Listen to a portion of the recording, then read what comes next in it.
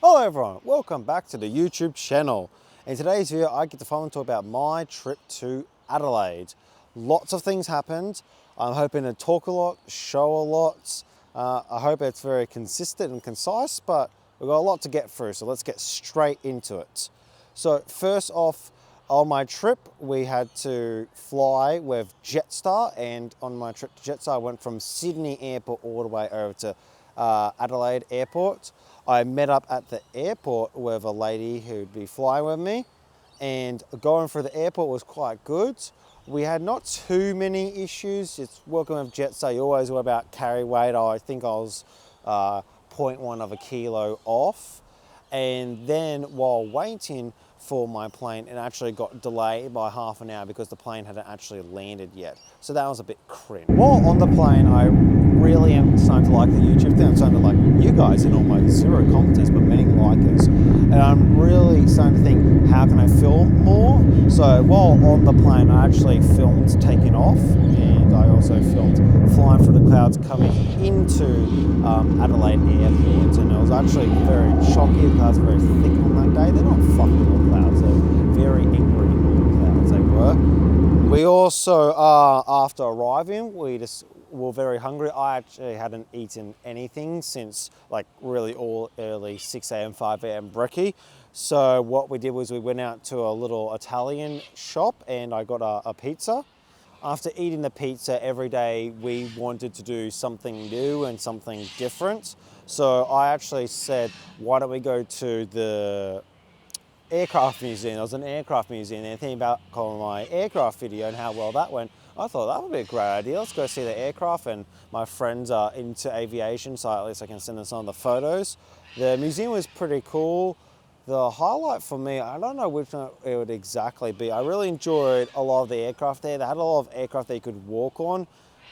Probably one of the, I'll put it in the description, the name of the aircraft, but it was one of the ones you could walk onto. I think it's called the Caribou, but I could be mistaken. But I quite liked walking onto the Caribou and having a seat. They had a video playing in the aircraft, so you could actually see what it was like to be on it. I could be wrong though, so I'll have to go through my footage and check again. After going through the museum, what we then did was we went back to our Airbnb. And our Airbnb was a very nice place. It's a very nice small part of Adelaide. I quite enjoyed the area and driving through it. There's a big sign that says, "Hi, welcome to Adelaide," so that was quite nice. And the problem was with our Airbnb, we could not figure out how to unlock the door. Eventually, we actually had to call up the owner of the Airbnb, and he unlocked the door from wherever he was. He unlocked it digitally online, so I don't know how you do that. That was a really cool door. We just could not work it out. But after then, there was some handheld keys inside the apartment, so it was quite good. The apartment was quite nice, but there were so many stairs. There was at least I think there's 2 to 3 flights of stairs within the actual building itself. So it was a bit of a walk every time you had to go up and down to go to the car and go out for an outing. That night, we decided that we wanted to go out to a pub. I think the pub it was called the Prince Pub, I think it was called. I'll put it down below me, what it was actually called. But it was a very nice place.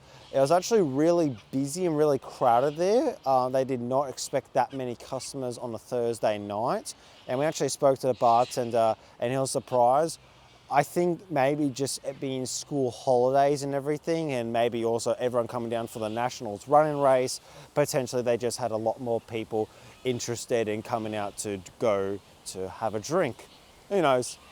It was a very nice place, and I also got a burger, so very fun. I enjoyed my burger. Went to a place called Harndorf.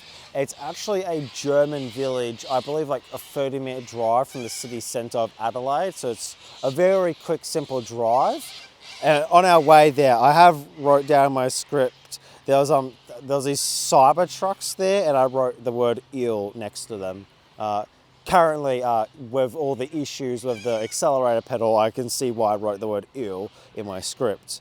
However, going there was a nice drive, and to get there, we walked around town and we looked for a really local cafe type thing. and I found a local German cafe, and I got these cheese toasties with brie cheese and ham, and I also had a hot chocolate with Jaffa, which I have never done before, so a very German breakfast I wanted to get. Walking around there was lots of little stores. There was a knife store. There was so many pubs and lots of toffee stores. There was lots and lots and lots of toffee stores. Everyone wanted to sell you toffee. I struggled to find exactly what chocolate I wanted to bring home from Harndorf. I settled on this one store that made homemade German chocolates, according to them. And I got 3 flavors. I'll put them up on screen. And of those 3 flavors, one of the ones I was most interested in my family trying was Turkish Delight, like dark chocolate Turkish Delight. And my brother likes Turkish Delights and he also likes dark chocolate. However, he said that was probably one of the worst chocolates he's ever had. So that was quite a shame, but you know, you live and you learn. Trying something new is always a good thing. After Harndorf, we headed back into the city, and heading back into the city, I actually had to meet up with my coach because now it was the Friday and on Saturday I was racing. So my coach came up the day prior and he wanted to help me run through a little day race program.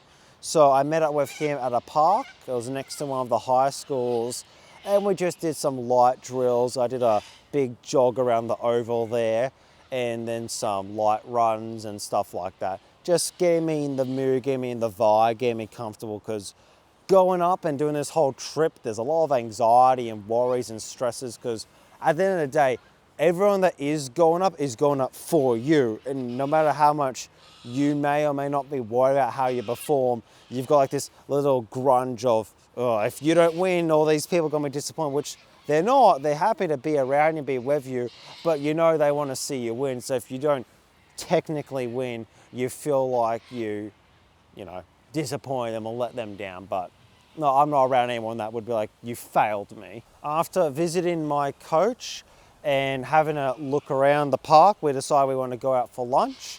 And for lunch, we went out to these special markets. Can't remember the name of the markets, apologies. My brain is so fried. It's been more than 2 weeks now. And at the markets, it was a really nice place. It actually reminded me of Singapore with like the density and the claustrophobia, I guess you'd say. I really, really liked it in there. It reminded me of the good parts of Singapore. And going through there, we found this nice local cafe, and they had images of when they first opened in the early 90s. And I managed to get they had like a special thing of fish and chips. So I got that, and it was quite nice in the market. Later that night, we wanted to do something different, change up the food choices every time. Nothing we want to be the same. We don't want the same 2 dishes. So that night we went to Chinatown, and I actually did some like cool little promo shots. I'm very proud of myself. And at Chinatown, it was really cool walking down the lane.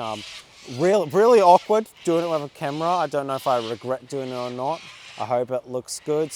But after going to Chinatown, we went into this small interior side of the Chinatown, and there was this place, there was this Thai food place, and I want to go through the Thai food. There's a few different other Asian restaurants and some really good looking ones, but a lot of them were outside my food group range. I wasn't ready to experiment with too much, so I just had a simple pad Thai beef. Or it could have been chicken, can't remember exactly.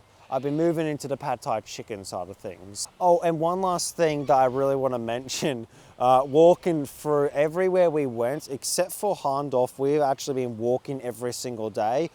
My friend and I, we didn't want to do driving, we wanted to walk around and do a lot of, you know, just experience the locals and get to feel for walking through the alleyways. Well, there was so many creepy alleyways in Adelaide that we called like the Batman alleyway, because it just looked like there was nothing good going down there.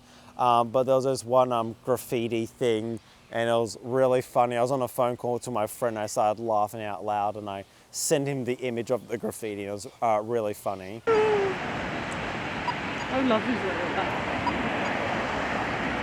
It'd be fun, like a box or something to do. Okay, Today is now day 3. Today is race day. And race day, obviously the most important day. It's the day that I want to take the most serious. Waking up in the morning, we went to a local cafe called the Rabbit Cafe. Really nice place. They had like no seating left. They had one table that was reserved and we had literally less than an hour to order and eat foods. After getting back from the Rabbit Cafe and having a delicious beef burger, it was time to get dressed up. It was really cold in the morning, so I put on some big tracksuit pants and I changed all my clothing gear to my New South Wales racing gear. Thank you, Mr. Cockatoo. And it was time to start getting mentally and physically ready for my race. But before we talk about my race, I thought it'd be special video for you guys and girls out there and theys and thems. So I wanted to go out of my way. I wanted to change the setting and I thought, let's go and talk about a race while at a race track. And welcome back. So as you can see, everyone, I am here at Ridge Athletics track and this is personally where I go to train. I just thought to discuss the final 2 days of my trip would be a great idea if, we went to a place where, I actually train and run and, a bit more of a better setting. So on race day, as I mentioned, we went to the cafe, got dressed, everything. And now one of the hardest parts about being an athlete on race day is actually all the waiting you have to do. You have to wait, a while before your race and you have to really plan out your food, your meals, what you do, what you don't do. And not like go crazy and start running around and freaking out and moving. You gotta like sit still, which is really hard to do on a day that you're so fidgety and you're so nervous, you're worried about. You build up all this effort and here you are. So race day comes, me and my friend, we went to go pick up my coach from his hotel because he had checked out his hotel. And we went from the hotel to the athletics track. We got there around about 2 hours early. We like to get before a race. Going there, we went to register. I had to stand. The only issue was when I wanted to go register, I told him I'm an athlete and everything, and he actually couldn't find my race, which for a minute there scared the hell out of me, and I had to show him on the sheet where I was male athletics and everything. So that was quite good. I love a little bit of a fright before the race day. Then we had all of our warm-ups, our drills. You have to plan when and when not to do it. So before we went straight into drills, instead we decided to watch a few of the races. And I don't really talk a lot on race days. I get a lot of nervousness and I try and just focus on me and what do I need so that I can keep happy and healthy and not scared out of my mind and all that type of things. However, when the race came, I kind of had a bit of a downer mood in the sense of getting an actual medal, as 2 of the people actually were much faster than me that beat me last year, and I knew I wasn't going to beat them again this year because of many different reasons. I'll chuck it up on screen here because I don't have time to get into it. However, there was also a third boy now that diverse, and this third guy, to say nicely, he was sub 2 running, which is faster than my time, so I wasn't going to beat him. However, when actually running, shocking to my belief, as I was going around my 400, my first 400 of my 800, I actually noticed I was actually catching up to him. But not only was I catching up to him, he was slowing down and dropping as the seconds were going on. So I decided to push a little bit more and push faster. So by 400, I was catching him. By 450 meters, I was overtaking him. And by 500, I could hear that he was not very happy. And I felt really bad for the guy because I've been in many situations where I've also run too fast out at the start of a race. It's a simple mistake you can make, but simple mistakes in national level events, you don't have rooms to make up for it. You don't have rooms for a mistake, and sadly, he got knocked out by me. Now, rushing through the race, I was pushing. I had a guy on me the entire race, right on my heel, right on my back, constantly striving, constantly pushing. And on the last 100, I was pushing. And I managed to beat the guy across the line. And it was a great achievement. However, when beaten across the line in my races, as mentioned before on the screen over here, Hope I put it up there. There's different categories, and in my category of T20, I don't have any extra percentage boosters or anything. When I cross the line, that's basically just my time. I might get a few seconds ahead, but a lot of the times there are people behind me, like way behind me, but they've got like a massive impairment. You know, they might have like a, missing arm, they might have cerebral palsy, they might be partially blind or partially deaf, and these people tend to actually get pushed out in front of me, and it can be quite an upsetting thing at times, especially when you're younger. It's harder to understand all these things and why they're happening. So for me, I was always worried that at any second now, I could be told, hey, listen, you're not gonna make it to the third place medal. So I sat down and waited on a bench. I was very sick. I had the world's worst headache. I actually felt like someone grabbed a sledgehammer and smacked me right in the head personally. And I was in a lot of pain sitting down. I saw photos from my coach taking of me while I was just really knocked out. However, out of everything that happened, I actually did perform a really great race, ran a good enough time, and I actually managed to get a bronze medal and get on the podium. And I'm not gonna lie, it actually took me like an extra 5 minutes before they could actually start the podium, and it is my fault. I was so knocked out, I could actually not stand up after the race. So it took a little bit longer. But no, going up there on the podium, I just looked at my coach and we're just like, I don't know how we did it, but yet again, we've done it again. We've gotten a bronze medal in the Nationals run event for Team New South Wales, of all things, the best state in Australia. So after the race, after dropping off the coach at a bus stop so he could take the bus to get back to the airport, what we then had to do was go back to the room, relax, chill out, and have a cold shower of recovery. Lots of protein bars I tend to have after a big race because I don't want to get pain. You could get a lot of injuries after doing a very athletic-like event and vigorous exercise without having the right amount of proteins and recovery equipment used after an event. So we did that. Later in the night, we went out to a very nice Mexican restaurant, had a lot of nice Mexican food, and these enchiladas. They were quite nice. They were different than I expected them to come out. I'm not used to them being prepped this way, but I quite liked them actually. I was quite, open just to try something new and have a different variety in your meal choice.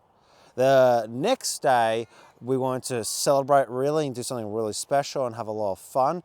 So on the next day for breakfast, we went out to this place called, I think it's called St. Louise. It was like a dessert type breakfast place. It was really nice. It was really guilty to have all this naughty food at a breakfast time, but after the race I've done, after the week I've just had, I felt like it's nice to just splurge and have something a little bit more fun, a little bit more naughty.